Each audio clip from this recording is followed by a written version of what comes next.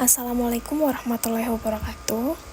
Perkenalkan, nama saya Sesi Fitrianti. Saya dari Prodi Sosiologi Antropologi.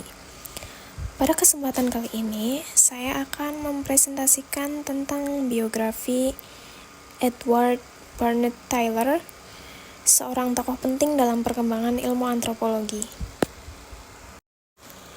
Yang pertama ada latar belakang Edward Burnett Tylor. Edward Burnett Tylor adalah seorang antropolog Inggris. Ia lahir di London pada tanggal 2 Oktober 1832. Ia merupakan bagian dari keluarga penganut Quaker atau penganut aliran Kristen Protestan. Dikarenakan kesehatannya lemah, ia tidak melanjutkan pendidikan formal di universitas, tetapi ia melakukan banyak perjalanan terutama ke Amerika Tengah dan Meksiko.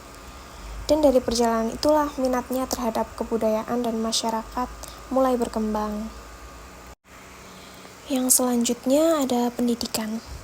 Jadi Edward Tylor tidak pernah menempuh pendidikan formal di universitas, tetapi ia menimba ilmu di sekolah Quaker dan kemudian belajar secara otodidak. Ia banyak belajar membaca, menulis, serta melakukan perjalanan ke luar negeri yang sangat mempengaruhi pandangan antropologinya. Lalu ada pekerjaan dari Edward Tylor. Edward Tylor bekerja dan berprofesi sebagai seorang antropolog dan penulis. Ia pernah menjadi kurator di Museum Pitt Rivers, di mana ia harus bertanggung jawab atas koleksi etnografi dan benda-benda kebudayaan dari seluruh dunia. Dan kemudian, ia diangkat sebagai profesor pertama antropologi di Universitas Oxford.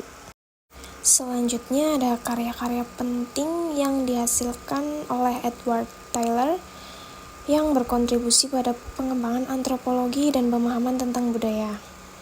Yang pertama, ini cukup terkenal, yaitu Primitive Culture pada tahun 1871. Berisi tentang memperkenalkan konsep budaya dan menjelaskan evolusi budaya manusia dari bentuk yang paling primitif hingga kompleks.